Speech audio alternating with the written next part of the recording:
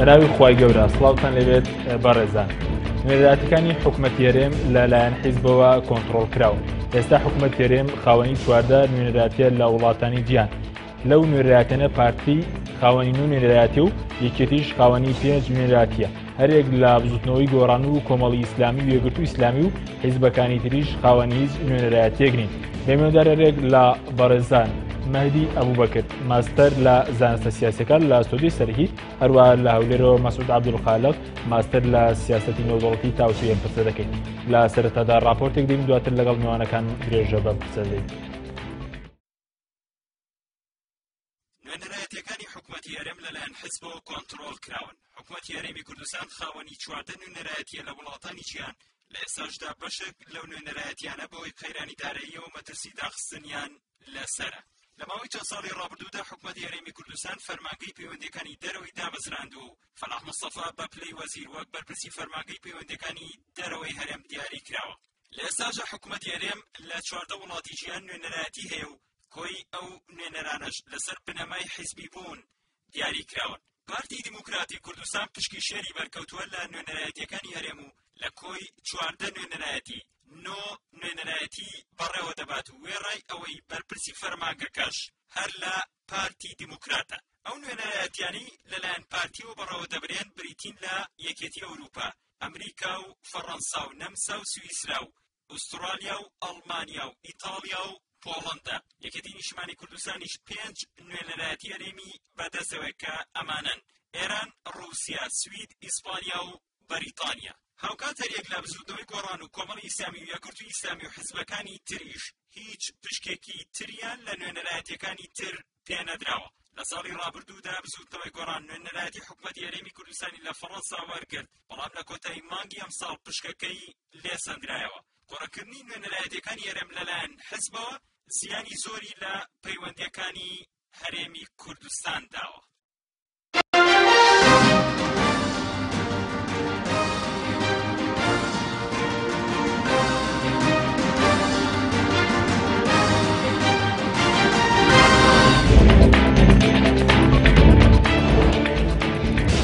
دووبارە سڵاوتان لەبێت بەڕێزان، سوپاس بۆ میوانەکانم. مامۆستا بەخێر بن ئەگەر سەرتا لە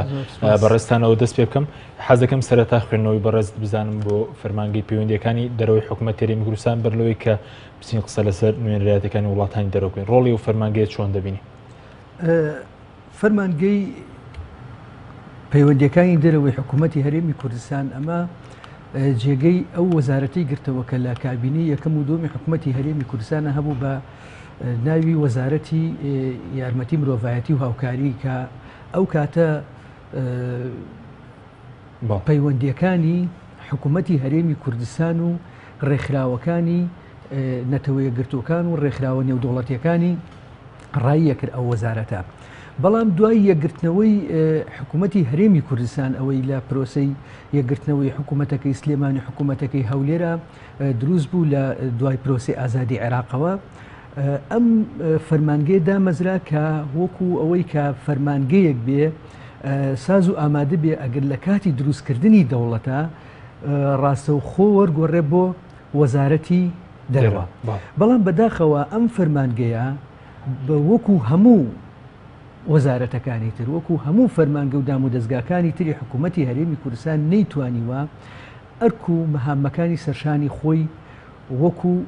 فەرمانگەیە کە تایبەتە بە ئیشوکاری دەرەوە ڕاپەڕێنێت. باشە، ئەرک و مەهامی چیەکە بەڕێزت دەڵێت ئەرک و مەهامەکە نەیتوانیوە ڕاپەڕێنێت؟ لە چڕوویەکەوە نەیتوانیوە ڕاپەڕێنێت. ئەرک و مەهامی ئەو فەرمانگەیە ئەگەر ئێمە اعتیباریکەین بە وەزارەتی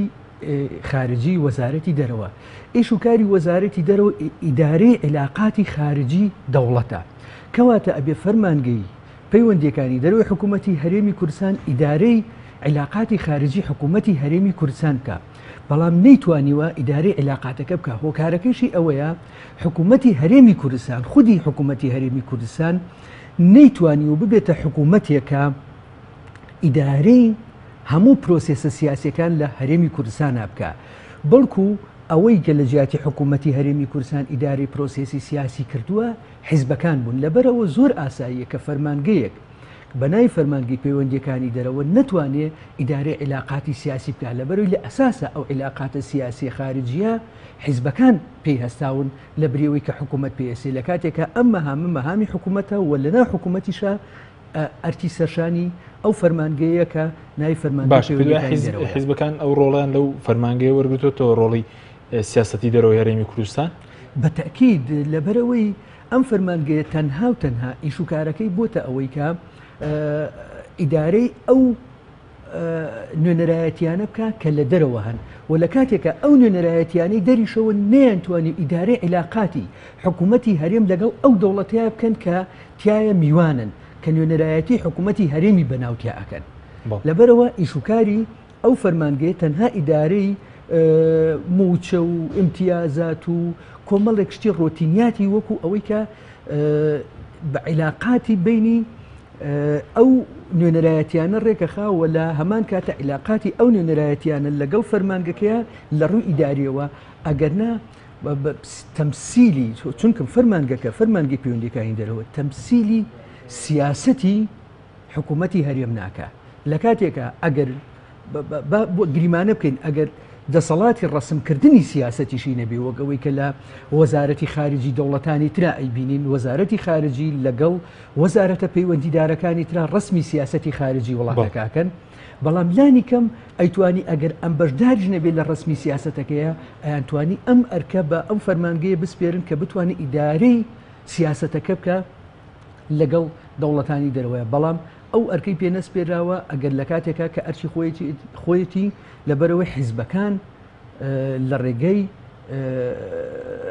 ئەندامانی مەکتەبی سیاسی خۆیانەوە لە ڕێگەی پەیوەندی ژێربەژێرەوە ئیدارەی عیلاقاتی سیاسی خۆیان لەگەڵ دەوڵەتانی تراکەن ناڵم ئیدارەی عیلاقەی هەرێمی کوردستان لەگەڵ دەوڵەتانی تراکەن ئێمە شتێکمان نیە بەناوی پەیوەندی هەرێمی کوردستان لەگەڵ وڵاتانی دەرەوە نەخێر نیمانە لەبەرەوەی کە تۆ ئەگەر پەیوەندیت هەبێ بە ناوی هەرێمی کوردستان و لەگەڵ دەوڵەتانی ترا کەواتە تۆ ئەبێ سیاسەتێکی خارجی معلنت هەبێ و لەگەڵەوەی سیاسەتێکی خارجی مەخفی و شاراوەیشت هەبێ کە هەوڵدەی بۆ بەدەستێنانی ئامانجێک یعنی من لە جەنابەت ئەپرسم ئامانجی پەیوەندیەکانی دەرەوە یان سیاسەتی خارجی هەرێمی کوردستان لەگەڵ دەرودراوسەکانە لەگەڵ جیهانی عەرەبیە لەگەڵ جیهانی ئیسلامیە لەگەڵ جیهان بەگشتی لەگەڵ ئەمریکایە لەگەڵ ئەوروپایە هەدەفی سیاسی خارجی هەرێمی کوردستان چییە؟ ئەگەر هەدەفەکەیمان دیاری کرد کەواتە هەمانە لەبەرەوەی هەدەفەکەمان نییە کەواتە سیاسەتەکەیشمان نییە. بەڵێ سوپاس دەکەم دواتر ڕێم لای بڕێزن ئەگەر بچینە هەولێر لای کاک مەسعود عەبدولخالق کاک مەسعود زۆر سوپاس بۆ بەشداریت لە بەرنامەکەماندا دەمەوێت ڕای بڕێزتان بزانین لەسەر ڕۆڵی ئەو فەرمانگەیە ئایا لە ئاستی پێویستدا بووە بۆ پەیڕەوکنی سیاسەتی دەرەوەی هەرێمی کوردستان یاخود نەخێر حیزب ڕۆڵی لەو فەرمانگەیەش وەرگرتووەتەوە؟ بەنای خی گەورم هێرەبان دەستان خۆشبی بەشێک لە گفتوگویەکان جێ لێ بوو دەستی هەردوولاتان خۆشبی زۆر خۆی ئێمە زۆر جار وەسفی حکوومەتی هەرێمی کوردستانمان کردووە کە ئەو حکوومەتە تەمسیلی ڕەنگە لە حیزبیش یانی زۆر باسکرایە بەڵام تەمسیلی تەبەقەیەک دەکات تەبەقەیەکی عالی لە کوردستان کە دروست بووە و بە وەزعێکی اقتصاد زۆر بەقووەت و بە خۆشگوزەرانی و بە بڵێن ڕەفا هەرچی ناوی لێدەنەی تەبەقەیەکە جیایە لە باقی میلەت ئەم پێم وایە فەرمانگەکانی دەرەوە شەمان ڕنگدانەوەیە یعنی تەمسیلی ئیش و کارەکانی ئەو تەبەقەیە دەکات زیاتر لە دەرەوە و بە دوو شێوەش کار دەکرێت ئەو کارە دیبلۆماسیویان پێویستیانێک کە ئەو تەبەقە ئیشیان پێ نەکەم و میلەتی کورد و حتا حیزبیش تەبەقەی خواروی حیزب بێبەشە لەو بەڵێن لەو فەرمانگەیە باقیەکەی تر ڕەنگە سەرکردەکان خۆیان پێ هەرسن بە فەرمانگە ئاگەشتن بۆ نمونە ئێستا پەیوەندی نێوان کورد و تورکیا کورد و تاران یان کورد و هەندێک شوێنی تری کە حەساسە سەرکردەکانی کورد ڕاستەوخۆ پێربێەوەی فەرمانگەکان ئەو ئەهەمیەتەی نەبووە ینی خۆش نییە ئێمە کارەکانیان سفر بکەین بەڵام لە ڕاستیدا زۆر وازح دیارە ئەوەی کە کورد ئیشی پێ هەبووە فەرمانکە نیانتوانی بیکەن ئەوی خەڵکی تر لە جیهاندا ئیشی بە کورد بووە لە بۆ قۆناغێک ئەوان توانیتیان ئیشەکان بکەن هەتا ئێستا معادلەکە یەکسایدیە واتە لە سایدی دەرەوە بۆ ناوەیە نەک لە ناوە بۆ دەرەوە. زۆر باشە پێت وایە لە چ ڕووێکەوە نەیانتوانیوە ئیش بکەن فەرمانگەی پەیوەندیەکانی دەرەوە؟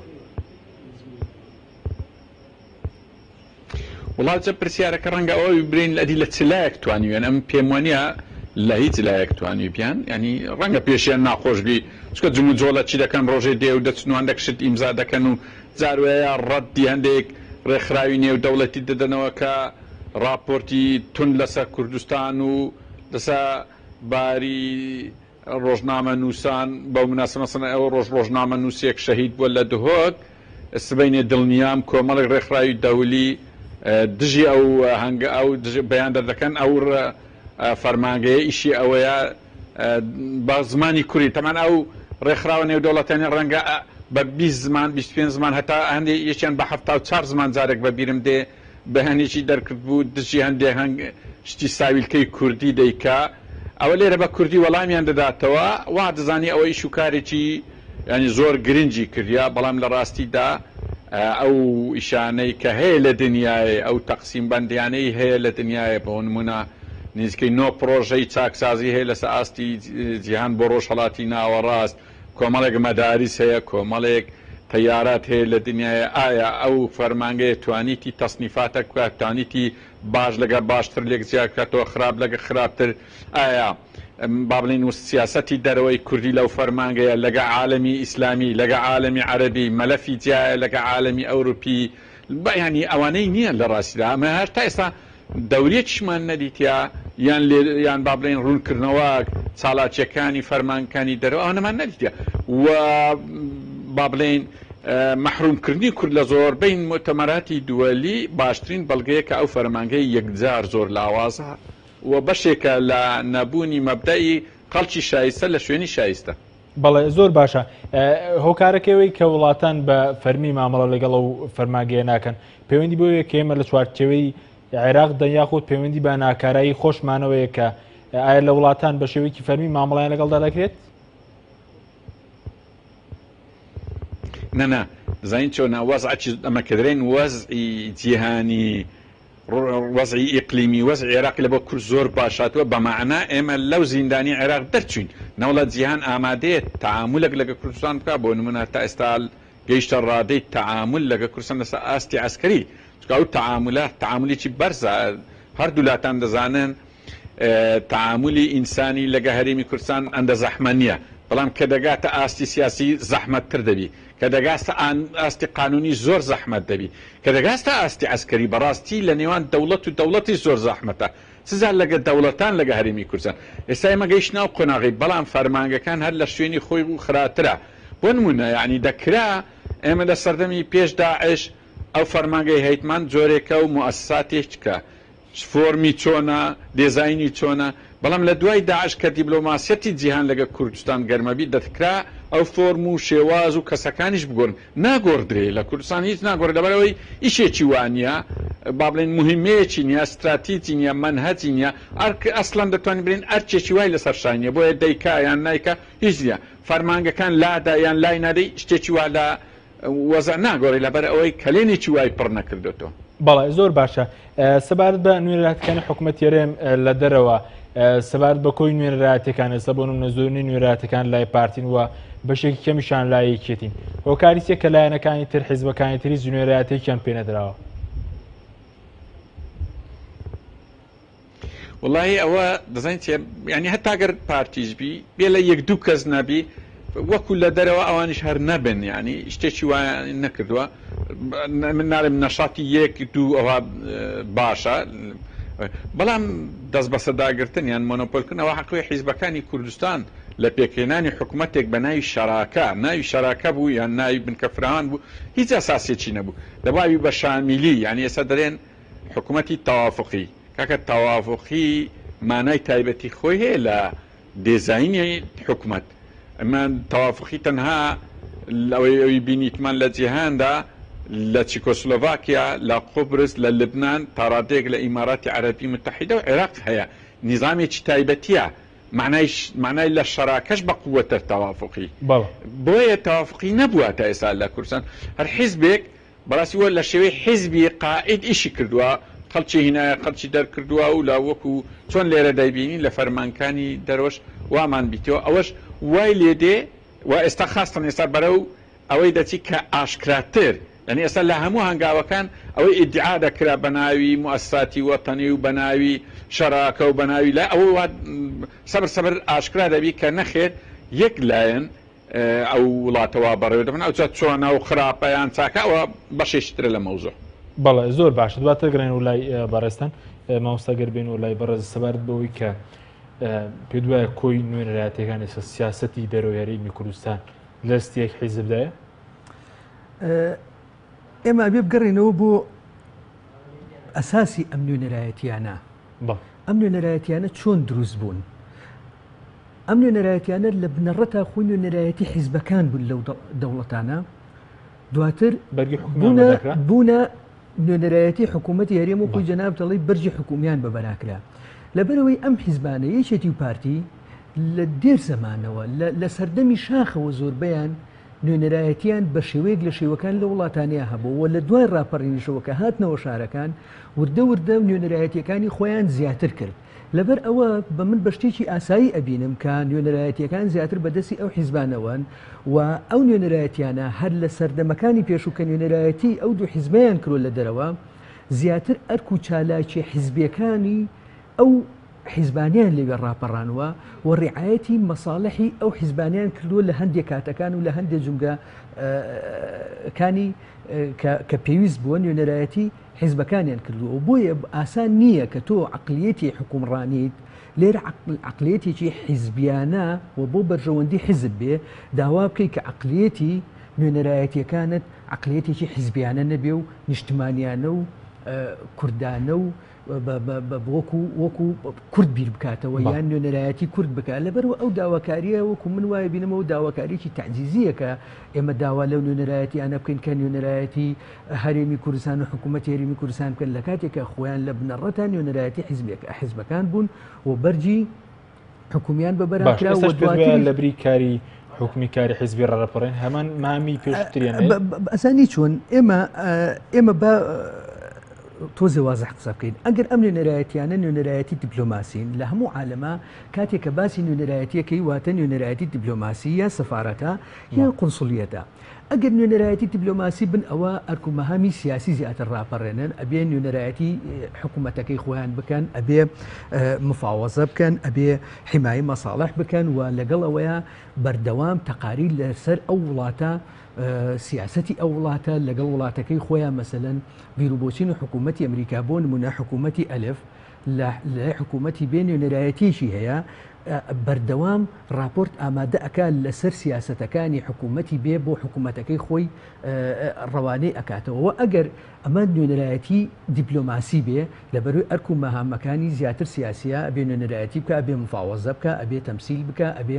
ڕعایەتی مەساڵح بکە و ئەگەر نوێنەرایەتیەکان نوێنەرایەتیی قونسولی بێ زیاتر قونسولیاتەکان ئیشوکاری چیەکەن جگە لە ڕعایی مەساڵح و تەمسیلیش ئەکەن هەوڵی پەرەپێدانی پەیوەندی اقتصادی و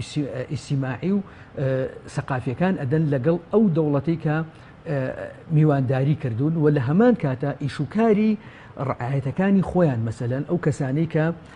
هاوڵاتیانی ئەم وڵاتە لە وڵاتن ئەم ئاگداری مەساڵحیانە بێ ئیشوکارە مەدەنیەکانیان بۆ ڕێکەخا. ئێمە بابین لەم چوارچێوەی ئەم دوو نوێنەرایەتیە هەم نوێنەرایەتی دیپلۆماسی و هەم نوێنەرایەتی قونسولی بزانین نوێنەرایەتیەکانی حکوومەتی هەرێم لەناو ئەم دوانە لە کامی جێگەی بێتەوە و لە بیرمان نەچی ئەم دوو نوێنەرایەتیە نوێنەرایەتی دیپلۆماسی نوێنەرایەتی قونسولی بە ئیتیفاقی ڤێنای ساڵی 1900 ئەگەر غەڵەت نەبم 66 ڕێکخراوە ئیتیفاقی گەورەی ئیتیفاقی علاقاتی دیپلۆماسی و قونسولی بە جۆری پرەنسیپەکانی ئەو ئیتیفاقیە هەموو نوێنەرایەتیەک لە وڵاتێکە ئیشوکارەکانی خۆی بەڕێوا بە بابین لە چوارچێوەی ئەم ئیتیفاقی و لە چوارچێوەی ئەم دوو نوێنەرایەتیە بزانین حکوومەتی هەرێم نوێنەرایەتیەکانی حکوومەتی هەرێم کامیانە ئایا نوێنەرایەتیی قونسولیان نوێنەرایەتیی سیاسی ئەبینین ئەتوانن تەمسیلی حکوومەتی هەرێم بکەن ئەرچی مفاوەزەکردنیان پێسپێراوە کە هیچێکە لە ئیشوکارە هەرە ڕسمیەکانی یان هەرە سەرچیەکانی نوێنەرایەتی دیپلۆماسی وەنە ئەتوانن ڕعایی مەساڵح بکەن لەبەرەوەی ڕعایی مەساڵح حکوومەتێکت نییە کە خۆی حکوومەتێکی نیشتیمانی بێ ڕعایی مەساڵحی هاوڵاتیەکانی بکە هەتاوان بتوانن ڕعایەتی بکەن و ئەگەر نوێنەرایەتیی قونسولی بن ئێمە کەی بینیمانە نوێنەرایەتەکانی حکوومەتی هەرێم پەیوەندی اقتصادیەکان پەیوەندی سەقافیەکان پەیوەندی ئیجتیماعیەکان پەیوەندی مرۆییەکان لەگەڵ ئەو دەوڵەتانەیە پەرە پێ بدەن. کەی بینیمانە کە ئەمانە بتوانن نوێنەرایەتی بکەن، ئەمانە لە ئەساسە وەکو باسم کرد نوێنەرایەتی حیزبی بوون و ئێسێژ نوێنەرایەتی حیزبین و ئێمە دەماشایان کە ئەو کەسانی کە لەوێ وەکو مەسئولی پەیوەندیەکاندانراوە لە وڵاتانەیە یا ئەوەتانێ کەسی یەکەمی مەسئولەکان ئێمە هەر بوونمونە لە ئەڵمانیا یەکێکە لە خانەوادەی بنەماڵی بارزانانی چەند ساڵە ئەو نوێنەرایەتی لەژێر دەسایە یا ئەوەتانێک کەسانێکن زۆر نزیکی مەسئولە بەرزەکانی ناو حیزبەکانن. لەبەر ئەوە ئەم نوێنەرایەتیانە لە کاتێکا کە ئەدرێتە حیزبێک ئەو کەسە ئەو حیزبە هەڵەسێ کەسە نزیکەکانی خۆی کە بتوانێت کە اعتیمادی ئەوەی لەسەریان بێ کە بتوانێت کۆمەڵێک ئەسراریان هەیە کە لەوێ هەندێک ئەرشیان پێس بێ بتوانێت ئەوانیان بۆ جێبەجێکە. لەبەر ئەوە وەکو برای بەڕێزم کاک مەسعودیش باسی کرد، یعنی من داخستنی ئەو نوێنەرایەتیانە هیچ خەمێکی لە دواوە نییە، یعنی بوون و نەبوونی وەکێکوە، یعنی غير مأسوف عليهم، يعني هیچ بەسەفێک نییە لە داخستنی نوێنەرایەتی لە رووسیا داخرێ. کەی ئێمە بینیمانە نوێنەرایەتی لە رووسیا پەیوەندیەکانی هەرێم و رووسیا ڕێبخە. یعنی ئێمە من نمونەیەکە بۆ بێنمەوە لە ساڵانی 2000ەکانە لە دوای 2000ەوە نوێنەرایەتی یەکێک لە نوێنەرایەتیەکانی حکوومەتی هەرێم لە یەکێک لە دەوڵەتە ئەوروپیەکانە ئەوەنە بێ ئیش و کار بوو شتی تەریف و ئەوانەی حازرە کرد بۆ دووە لاپەڕی کوردستانی نوێ. مەسئولی نوێنەرایەتیەکە لە یەکێک لە دەوڵەتە ئەوروپیەکانە چۆن خۆت زەعیفەکەی، چۆن ڕەشیقەبی، چۆن ئەم کرێمە بەکارەهێنی، لەوێوە ئەو شتانی ئامادا کرد و ئەیناردەوە بۆ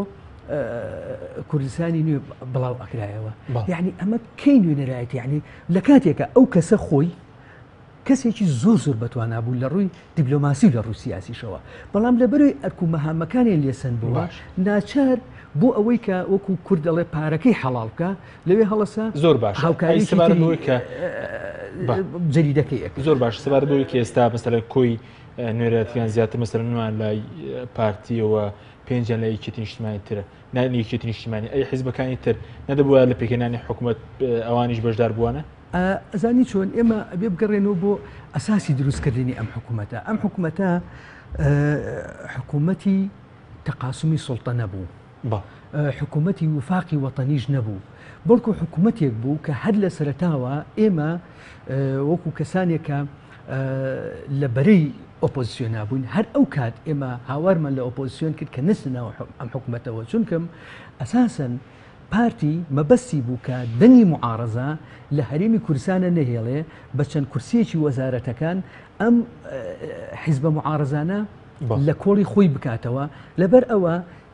تەنها دابشکردنی پۆستەکان لە وەزارەتەکان و هەندێک بەڕێوەبەرە گشتیەکان نەهاتە خوارەوە، لەبەرەوە نەگەیشتە ئەوەی کە بگاتە نوێنەرایەتیەکانی دەرەوە و نوێنەرایەتیەکانی دەرەوە، چونکەم ئەگەر حکوومەتەکە بەڕاستی حکوومەتی وفاقی نیشتیمانی بووایە ئەبوایە لە وەزارەتەکان لە هەموو شوێنە گرنگەکان بەشی هەموو حیزبەکانی تریشی تیاوە. سوپاس دەکەم دۆتەگرم بۆ لای بەڕێز کاک مەسعود ئەگەر بگەڕێنەوە لای بەڕێزتان سەبارەت بەوەی کە ئەم نوێنەرایەتیانە ئەوەی کە لە ڕابردوودا تا چەند نیشان کردووە سەر مەسەلەی پرسی بە دەوڵەت بوون یاخود لە بەڵگەنامەکانی ویکلێکس سەبارەت بە نوێنەرایەتی حکوومەتی هەرێم چیان پێگوتنی ئێمە داوای دەوڵەتی کوردیمان کردو یاخود داوایشتی تر کراوە لەو نوێنەرایەتیانە؟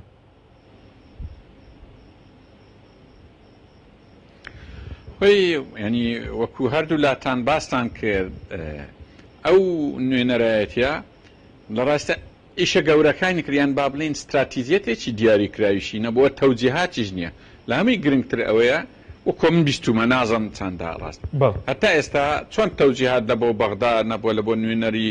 پەرلەمانیەکان نەبووە لە بۆ خەڵکیشتنەوە هەتا ئێستا ڕێنمایی نییە لە بۆ ئەو فەرمانگەی دەرەوە و فەرمانگەش ڕێنمایی نییە لە بۆ کنسڵەکان لەبەرەوەی ئەوی مامۆستا باسی کرد بێ ئیشن تەبعاً بێ ئیش دەبن لە کاتێکدا زۆرترین ئیش هەیە لە دنیای لە بۆ کوردستان ئەگەر شەو ڕۆژی بێخینە سەرێک ئەوەندە کورد بەجێ ماوە 100 ساڵی ڕابردوو ئێمە هەموو ئەگەر ئیش بکەین لە دەرەوە ڕەنگە بەش نەکە بەڵام لەبەرەوەی ئەوانە شارەزانینە ڕەنگە خۆخراپ ینی خەتایەوانیش نییە وەکو جەنابی مامۆستا خەریجی زانستە سیاسیەکانە ئەو خەڵکە لەوێ نینە خەریجی زانستی سیاسی بن یان خەریجی قانونی دووەلی بن شتی بزانن ڕەنگە هەندێک شتی ئیداری هەندێک شتی سادا ئەگە خراتریش یعنی هەندێک شتێ هەرناوی بگۆترێکە هەندێکیان خەریکن هەندێکیان ناوعیلاقاتێکیان لە بۆ کوردستان پێکینایە و خەڵکێک دێ و چاڵاتچێک دێتە کوردستان هەدامە ینی ئەوانش هەیە هەمووی و هەندێکیان وەکو لە راپۆرتەکانی وێکلیکس یان مزەکەراتی ڕئیسەکان یان ئیتر راپۆرتە نێودەوڵەتیەکان دێ بەڕاستی دەردەکەوی کە بەشێکە لە گەندەڵی ئەویش چۆن یعنی ئەمە جارێک ناومە لە دەسەڵاتی کوردینە تەستریفی ئەعمالی گەندەڵی یعنی هیچ پێناسەیەکمان نییە لەوەی زیاتر فەرمانکانی دەرەوەش زاروێ بەشێکن لە تەصریفی ئەعمالی گەندەڵی دەرەوە ینی سیاسەتی دەرەوەی کە بەڕێوە دەبان بۆیە ئەو بابرن ئەوەی ئێمە چاوەڕوان دەکەین کە استراتیجێک هەبی و بینای دەوڵەتی کوردستانی کرابی لەسەر ئاسی دەرەوە و مەلەفێکی قانونی مەلەفێکی سیاسی ئەوانە ئامادەکرابی ئەوانە نییە ئەمە زۆر جار مفاتەحەشمان کردوونە لەو بابەتەی تا ئێستا جوابێکمانە بۆن من ئەمە لە کاتی دروستکردنی مەلەفی دەوڵەتی کوردستانی بە 3 جار نامە مفاتەحەمان کردن هەتا ئێستا جوابیان یارە مەلەفی ئێوە لەبارەی قانونی دووەلی یان سیاسی دۆلی یان تەنانەت جارچێ ئێمە داوامان لێکرد ئەرێەوە ئاگادارن لیستی مەجلیسی ئەمنتان لا ئێمە ئیش ئەگە کوردستان ئیش تەنانەت ئەوەشیان لا نەبوو ئەوجا ئەمە اعتماد دەکەینە سەر اعتماد دەکەینە سەر جواب کە جواب نییە ئیتر زۆر شت کەمان مفاتەحا کردینە من پێم وانە فەرمانکانی دەرەوە ئاگایان لەوەی بی چێ لە دنیاە با ئیجابی لەگە کووردا مەسە بۆ نمونە ئەو مەلەفە لای فەرمانگەکانی دەرەوەی کوردستان نییە کە لە بڕیاری 688 چەند دەوڵەت لایەنگیری کورد بوون ئەری چێ بوون مانیع بوون یخواوانە هەموو پێویستە بۆی بینای سیاسی خارجی لەسەر بیناتمین مەسەلەن ئێمە نۆ پرۆژەی چاکسازی هەیە لە ڕۆژهەڵاتی ناوەڕاست 5-6 گەڵاڵەش هەیە ئەرێ گەڵاڵەکانی برێجنسکی و برنارد لویس بۆ نمونە لەگەر پرۆژەی بۆ نمونە کۆندەلیزا ڕائیس کامیان باشترە لە بۆ کورد یان ئەو پرۆژە نوێیانە ئێستا یەکێتی ئەوروپا لەگەر پرۆژەی ئەسکن یعنی ئەوانە نییە لە ڕاستیدا ئەوانە هەر بوونی نیە لە فەرمانکەی دەرەوە ئیش و کاری ئەو قۆناغی کوردستانیش ئەوانەیە کە ئەوانە نەبوو بە مەعنا بێ ئیش دەبی لە بۆ خۆی یان دەبی شەترەنج بکە یان دەبی لەسەر فەیسبوک بیا ئەوەبی زۆر باشە بەڕێزت باسی گەندەڵیت کرد لە سیاسەتی دەرەوەدا ینی پێ دوایە گەندەڵیش کراوە لە سیاسەتی دەرەوە وەکو چۆن ئێمە گەندەڵی لە بوارەکانی تر لە هەرێمی کوردستانیە چۆن گەندەڵی کراوە لە سیاسەتی دەرەوە خوا ئەگەر ئەو برین وێکلیکس ینی لەبەرەوەی ناکرێ ڕەدیوی بدرێتەوە وێکلیکس ئەلحەمدوللا وازم ڕەدیشیان نەداوە من دەترسان ڕەدیەویش بدەنەوە ینی باشکە باسی مەسەڵەن 150 میلیۆن دینار لە تورکیا قەرز کرا یان ئەو من حڕە سوالە چەند گوتی بە چه سەرسام بووی لەوانەی وێکلیکس بەڕاستی بەوەی سەرسام بووم و ئێستاش لە بۆتان باز دەکەم سەرکردایەتی کورس سەرم سوورما هەموو حکمەتی و بابن فەرمانکانی دەرەوەی بەکارینە یان بەکاری نەینە داوا بکەی 150 میلیۆن دۆلاری لە تورکیا لە ئەردۆغان قەرزکەی تورکیایەکی مەشبوه بە نسبەت قەزیەی کورد دەبی 150 میلیۆن دلار چبی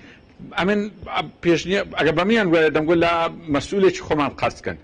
لە سەرکردەیەکی قەرزکەن 150 میلیۆنی هەیە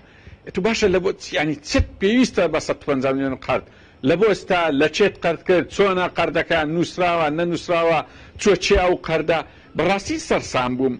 لەوەی ینی مستەوای دیبلۆماسیەتی کورد ئەوە بی هەمووی شوکاری ئەوەی بی کە حول 150 میلیۆن لە بەڕێز ئەردۆغان قەرز بکە ئەوە ئیشکارەکەی بی دەبی چبی ئەوجا ینی نازم وڵا باسی چیتری گەندەڵی بکەین کە ڕۆژانە تەقاریر دێ لە وەزارەتی خارجی ئەمریکا لە شوێنە حساسەکانی تر ئەوەندە سەرکردەی کورد ئەوەندە مالیەیان هەیە ئەوە ئایان ئێمە لە جێ خۆم شەرم دەکەم بەخۆ شەرم لەوەی دەکەم کە برایانی عەرەب بەمەیان دەگوت دەیان گۆ سەرکردەکانتان تاجرن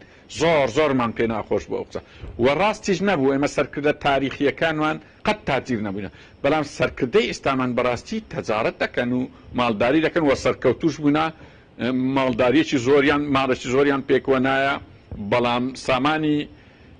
باڵێن مادیان پێکی نایە بەڵام سامانی نیشتیمانیان پێک نەینایە بەڵێ زۆر باشە کەواتە ینی لە کۆبوونەوەکانیاندا بەبێ بەڵگە نامە نێودوڵەتەکان لە هیچ کۆبوونەوەیەک داکەوەی پەیوەندی بە سیاسەتی دەرەوە هەرێمی کوردستان داوای دەوڵەتیان نەکردو بەڵکو داوای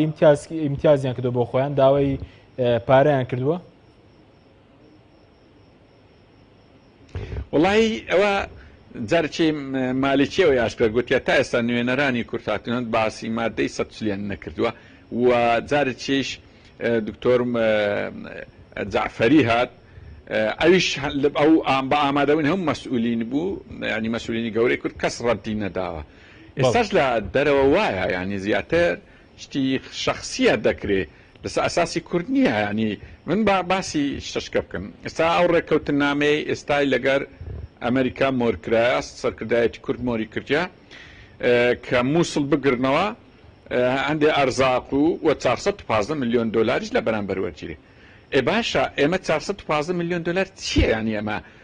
داوا بکەین بۆ داوای ئەومان نەدەکرد کە مادەی 140 بگەڕێتەوە بۆ داوای ئەومان نەدەکرد کە ئەمریکا موافقی ڕێفراندۆمەک لە کوردستان بکرێت بۆ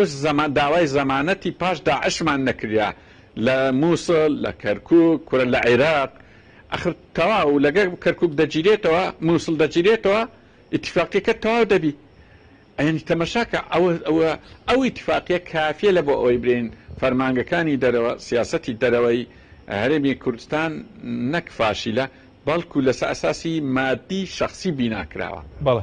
سوپاس دەکەین بەڵێ بینەرانی بەڕێز ناوبڕێک وەردەگرین دواتر دەگەڕینەوە لای میوانەکانمان لەگەڵ ماوەیەکان.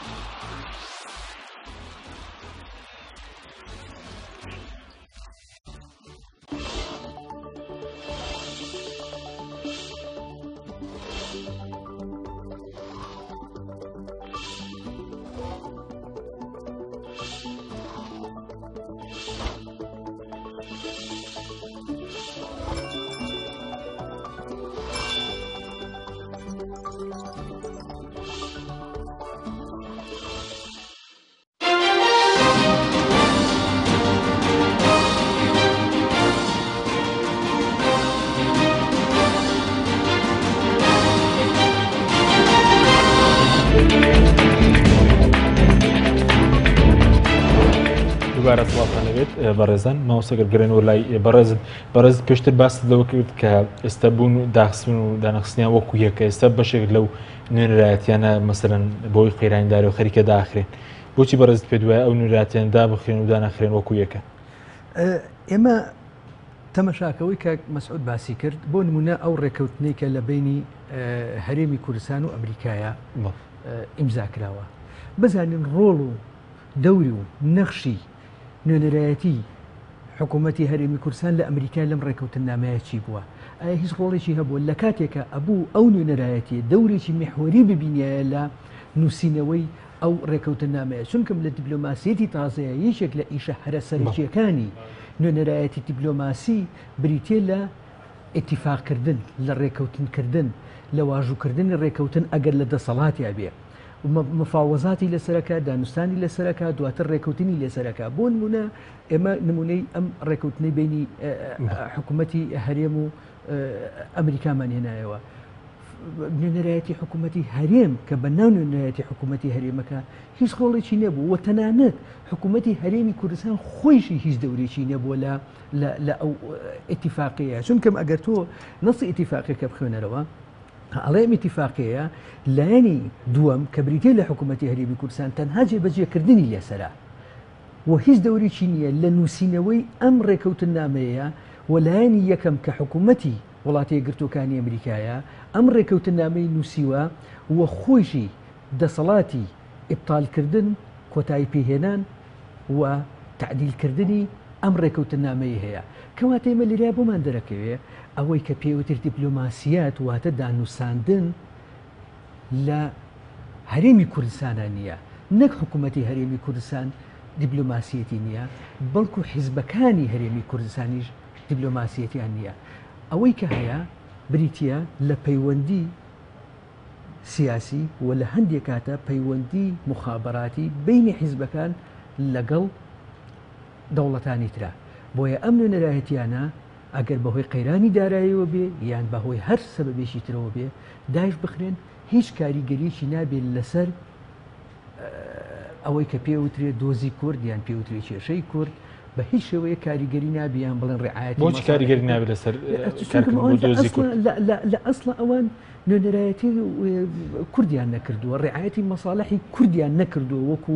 هەرێمێک لە ئەوڵاتانە لەبەر ئەوە کە ڕعایەتی مەساڵحیان نەکردبێ و نوێنەرایەتی کوردیشیان نەکردبێ کەواتە بوون و نەبوونیان داخستن و کردنەوەیان وەکو زۆر باش ئێستا پێ دوێ ئەوان تەناوەیە کە ناوی حکوومەتیان لێنرا و حکوومەتیان نێرا ئەگەر نوێنەرایەتی حیزبن لە بنەڕۆ بەڵێ خۆیان لە ئەسڵا نوێنەرایەتی حیزبیش بوون یعنی تەنانەت زۆرێک لەوانە هەر لەو بینایە و لەو تەلاریکەتیان نیشتە جێبوون پێشتر کە نوێنەرایەتی حیزب بووە هەر ئەوەیە قەتعەکەیان لاداوە و ناوی نوێنەرایەتیەکەیان کردوتە ناوی نوێنەرایەتی زۆر باشە ئەگەر باز لە زیانەکانی بە حیزبیکردنی ئەو نوێنەرایەتیانە بکەین چ زیانێکی بۆ خەڵکی کوردستانە بیا خۆ دەگەر ئەم نوێنەرایەتی نیشتیمانیبان سوودی بۆ خەڵکی کوردستان بۆ دۆزی کورتیە ئێمە وەکو پێشتریش باسم کرد ئێمە بێ سەرەتا سەیری حکوومەتی هەرێمی کوردستان بکەین ئەگەر ئەم حکوومەتێکی نیشتیمانی بووایە ئەوە ئێستا هەرێمی کوردستان لە دۆخێکی ترابوو ئەوەی کە ئێستا ناوێن ناوە قەیرانی ئابووری ئەوەی کە ئێستا ناوێن ناوە تووشی ئەزمە و بنبزگەیشتنێکی سیاسی بوونە لە هەرێمی کوردستانە ئەسڵەن تووشی ئەوە نابووین لەبەر حکوومەتێکی نیشتیمانیە بوو لەبەرەوە چۆن حکوومەتەکە حکوومەتێکی حیزبیە تەنها نوێنەرایەتی مەساڵحی حیزبەکە و لەناو حیزبیشان نوێنەرایەتی مەساڵحی دەستە و فئەیەکی دیاریکراوەکە بە هەمان شێوە نوێنەرایەتەکانیش بە هەمان شێوەن زیانەکەی حکوومەتی هەرێم لێرە چ زیانێکی لە خەڵکی کوردستان داوە بە هەمان شێوە ئەو نوێنەرایەتیانەش زیانن لە دۆزی کورداوە لە دەرەوە چونکەم ئێمە بە لە چوارچەوەیکی فراوانترا سەیریکەن چونکەم ئەوان بە ناو نوێنەرایەتین گەلێک ئەکەن کە ناوی گەلی کوردستانە کاتێکە لەوێ ئەمانە هیچ دەسەڵاتێکیان نییە هیچ ئەرکومەهامێکی سەرشانی خۆیان کە لە ئەسڵا پێیان نەسپێراوە جێبەجێ ناکەن لەبەر ئەوە کاتێ سیرەکەی بۆ نمونە نوێنەرایەتی حکوومەتی هەرێم لە وڵاتی ئیسپانیا کاتێ حکوومەتی ئیسپانیا تەماشاکە ئەم نوێنەرایەتیە هیچ ئیشوکارێکی نییە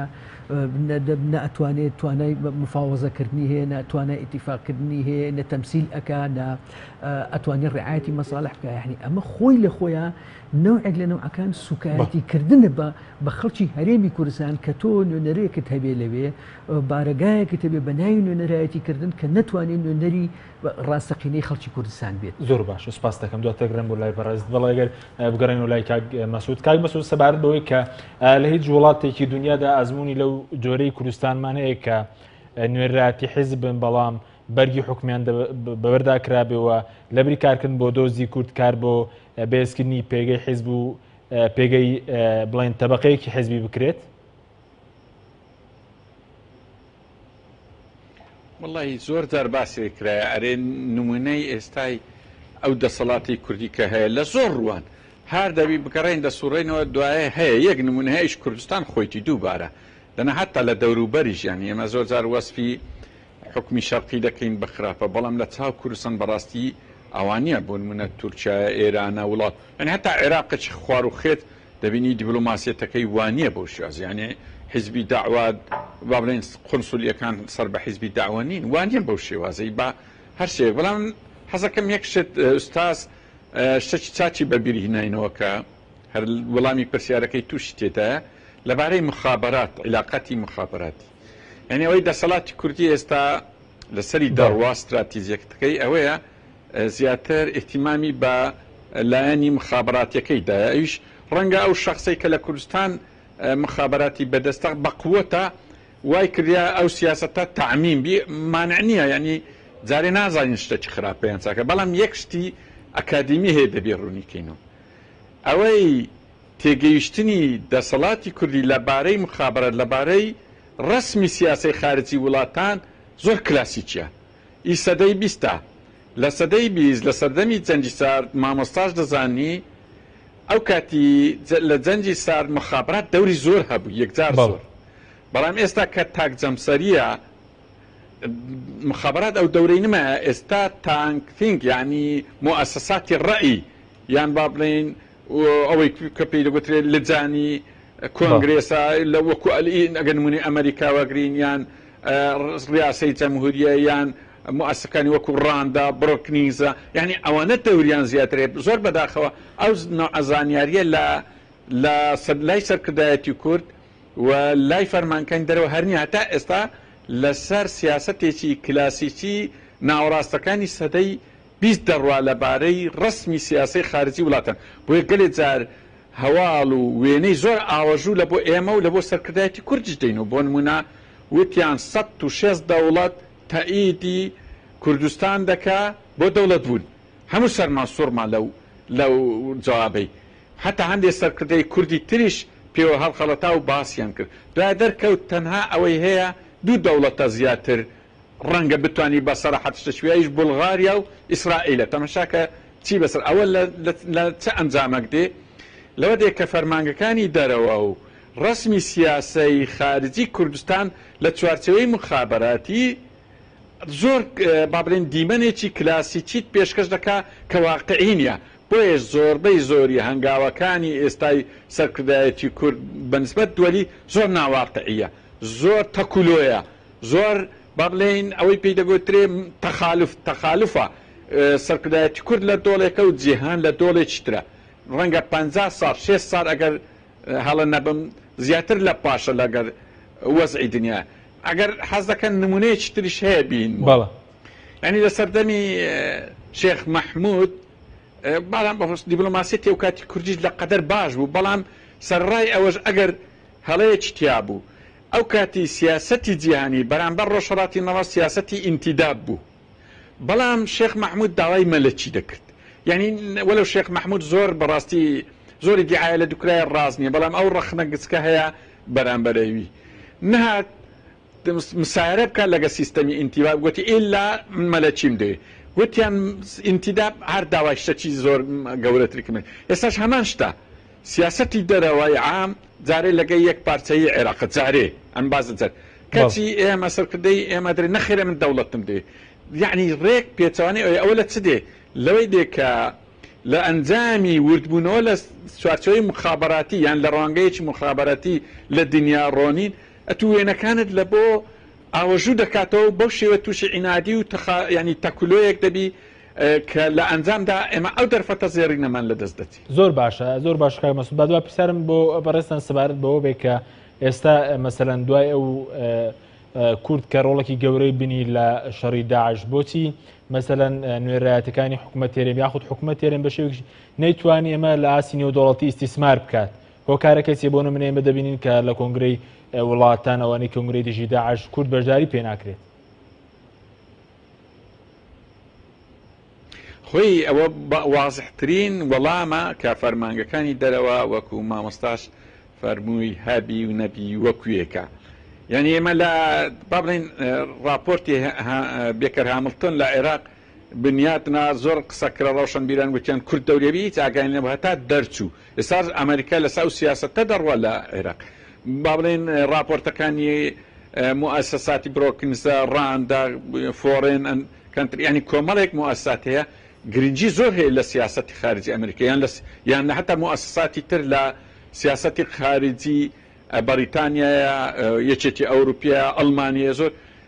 بابن فەرمانکەن ئاگەی لەوەی نییە چۆن زەختێک دروستکە چۆن لۆبی دروستکە لە ڕێ ئەو مؤسساتانە کە ئیمکان هەیە ئێمە وەکو ڕێکخراو دەتوانین جاروەیە ئەو دەورە بین کەچی فەرمانکان ئاگای لەو ئیشانە نییە کە ڕسمی سیاسەتی خارجی وڵاتان دروستەوی بەنسبەت شەرق الأوسەد بەنسبەت عێراق بەنسبەت کوردستان زۆر بێ ئاگانە لەوەی بۆیش زۆر ئاساییە لە کۆنگرەکان لە کۆنفرانسەکان کورد دەوری نەبی و پاش داعش بەڕێی من دەوری زۆر خراتر دەبی لەوەی ئێستا هەیە. بەڵای سوپاس دەکەین زۆر سوپاس مامۆستا مامۆستاگەر بگرێن و لای بەرزوە پرسیارشم بۆ بەڕێستان پێ دوایە دەبێت چاکسازیەک بکرێ ینی پێ دوای ئومێدێکێ بۆ چاکسازیکردن لەو نوێنەرایەتیانە بە ئاراستەی کارکردن بۆ بەرژەوەندەکانی کورد ئێمە ناتوانین باس چاکسازی بکەین لە ئەو نوێنەرایەتیانەیە تاوەکو چاکسازی سیاسی ئابووری شامل لە هەرێمی کوردستانە لە حکوومەتی هەرێمی کوردستانانە بێ کاتێک کە حکوومەتی هەرێمی کوردستان توانی چاکسازی سەرتاسەری بکە چاکسازی سیاسی سەرتاسەری بکە چاکسازی ئابووری بکە ئەو کاتە ئۆتۆماتیکیەن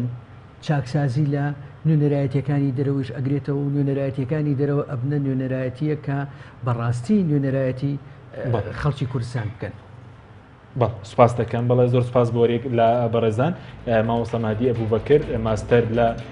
زانستە سیاسیەکان هەروەها مەسعود عەبدولخالق ماستەر لە سیاسەتی نێودەوڵەتی کە بەڕێزیان لە هەولێرەوە لەگەڵمان سوپاس بۆ ئێوە بینەرانی بەڕێز تا بەرنامەیەکی تر خواتان لەگەڵ.